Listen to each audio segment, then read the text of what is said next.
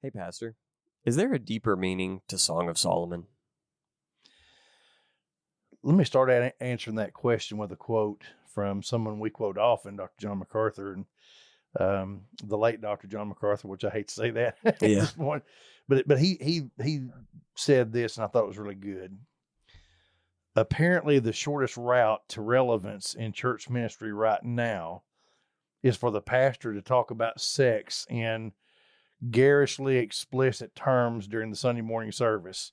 If he can shock the parishioners with crude words and sophomoric humor, so much the better. The defenders of the trend solemnly inform us that without such a strategy, it's well nigh impossible to connect with today's culture. In fact, he says, Solomon's love poem epitomizes the exact opposite approach. He says it is, of course, a lengthy poem about courtship and marital love. It's filled with euphemisms and word pictures. Its whole point is gently, subtly, and elegantly to express the emotional and physical intimacy of marital love in language suitable for any audience. I like what he said there because it seems like the trend of our day, especially in I don't know if this is a term that I coined or what, but I call them progressive churches. They're the churches that are, I guess, striving to quote unquote be relevant, with the culture. Yeah, relevance. Yeah, that's the key. That's their catchword is relevance, and it appears that for them to be relevant, they think that they have to deal with the area of sex, and again, the Bible deals with that area. We certainly, within the realm of Scripture, deal with that area, but they seem to want to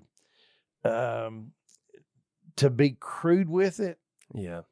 To be almost edging on flippant with it. In order, almost like shock value, if they can use it for shock value, believing that that's what this culture desires and that's what they want. And, and I agree with MacArthur. I think it's right the opposite. There are some have taken the book, the Song of Solomon, and they've tried to make it where everything that's said represents something else. Yeah. Something more sinister and something darker, and almost something that we might even say is dirty, or kind of gutter stuff.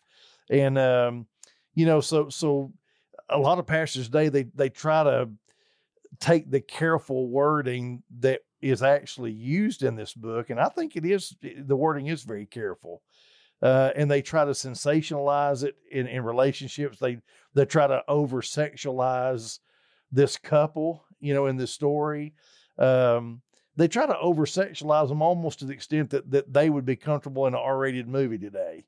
Yeah. You know what I'm saying? And it's almost like everything they said, that's innuendo. That really means something else, And so what about the book? I think it's simply a book that describes what I would call the delicate love between a man and a woman who are about to be husband and wife. And it's a book, about romance. It's a book about love. It's a book about desire for one another, for tenderness in a relationship. And it's not meant to be a book that once you read it and you listen to some quote unquote pastor's interpretation, that you can't read it now without almost having pornographic thoughts. Yeah. I cannot believe that it was meant for that. And because the language in it's too poetic and it's too careful, and God's not a God that does things for shock value, and the truth is his word's relevant. I don't care what culture you're in. You took the words out of my mouth. Yeah, so it really doesn't matter, so there's one side that wants to over sexualize the Song of Solomon. They want to make everything mean something else. They talk about tending the garden and they want to dig down into the gutter and say, this really means, and it's almost pornographic, and I think they do a tremendous disservice, to that book. There's a other side to the Song of Solomon that's doesn't really have anything to do with that, but it also, I believe personally, is equally an equal misinterpretation. Okay, and that's to spiritualize the book. And I don't know if our listeners, some may understand what that term means, and probably some do not. But some people will take scripture and see something that was said there by Jesus or maybe one of the apostles or whomever, and they make a statement, and it basically is a standalone statement that just means what it says.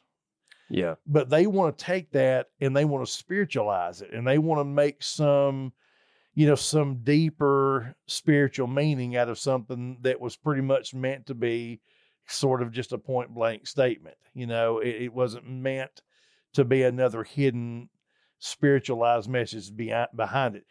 So I think some have spiritualized the book of Song of Solomon, and basically they, in a sense, are saying that this is supposed to be a picture of Christ and his church, with the bride and the groom. And so they take the book, and everything that's said there is supposed to have a underlying spiritual meaning, in relation to Christ and his church and the relationship we have there.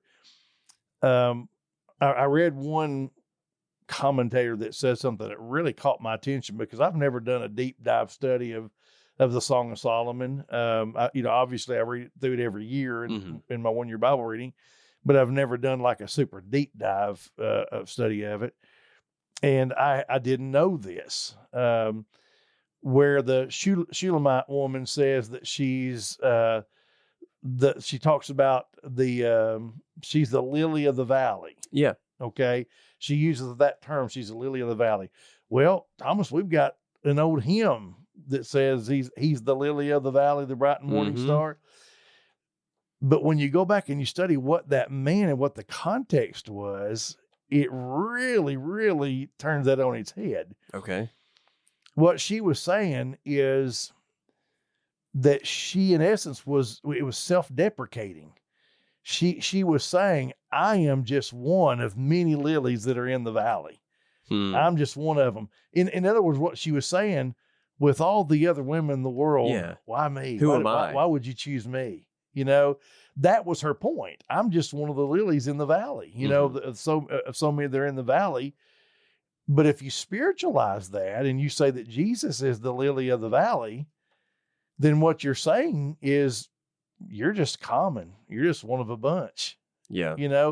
And so there's the danger of spiritualizing a text, is if you don't take it in its context and you spiritualize it and try to make it have a deeper meaning, sometimes when you really do your deep dive study, you find out you did a disservice. Right. In reality. So I don't think the book is about some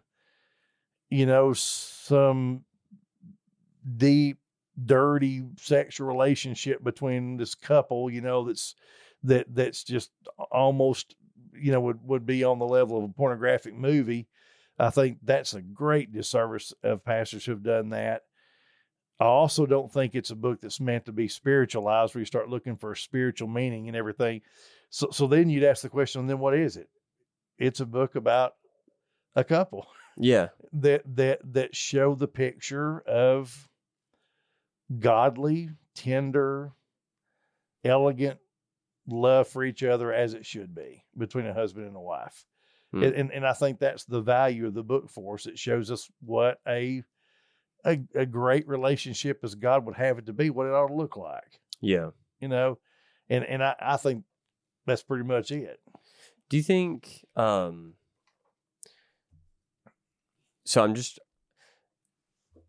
don't see, whenever you read Song of Solomon, there's definitely descriptions of the woman's beauty. Yeah. So that part of it, to me, I agree. I'm like, I don't see how you could I think if you over spiritualize it, then it just kind of ruins the physical admiration right. That's given to this woman. But the other thing I think of is, if, let's say, this book is just meant to be the depiction of a marriage, husband and a wife, and a husband and a wife is a depiction of the bride And that is the church and the groom that is Christ. Could you then, do you think, make the connection that way and say that, well, in a way it is the church and Christ, and there's a connection there? I guess the way I would see it, and there's people that are going to differ on this. Yeah, I mean, there's I'm sure there are people who say, oh no, it is an allegory, you know, and they would argue that, and I get that. You know, I would say, I guess what I would say is, could you say there would be principles that would be true? Sure. Right. Yeah, I think there would be. Yeah. Because I think Christ and the church, the picture there is of a husband and wife and a what is going to be a perfect relationship one day. You know, and so if you look at the Song of Solomon and say, well, hey, this is the beauty of a husband and wife relationship, and that's going to be the beauty of Christ and his church. Well, I don't think there'd be a problem with that, you know. And I wouldn't have any issue with that, you know, really. I guess where my interpretation of the book is I don't think that you did do disservice to the scripture by seeing the parallel, but I don't think that's why the book was written. Yeah. That makes sense. Yeah, I see that. Especially when you look at the kind of like what I was saying earlier, like these details, this description of this woman and stuff. Okay, not everybody that goes to a church or that's saved looks like that. You know? Yeah. Well, because he goes, I mean, he talks about body parts. And I would have a hard time seeing how do we? Yeah, where's that? How do we relate that to the church? What do we do here? Yeah. I like your neck's like a goblet, like a pillar. Yeah, your teeth are like shorn sheep or something like that, or if like if the woman that looks like that walks into church, I'm leaving. I'm out. I saw someone who drew a picture of. I just showed that to somebody earlier. That is hilarious. You know? She's a nightmare.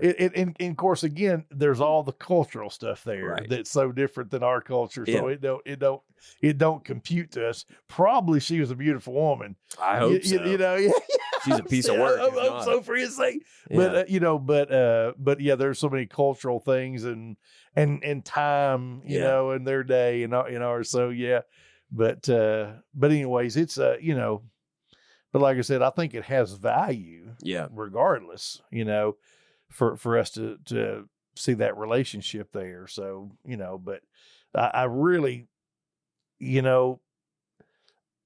I can deal with somebody who would think that was an allegorical book that was supposed to picture Christ in church. I don't know that I agree with them, but I could see that.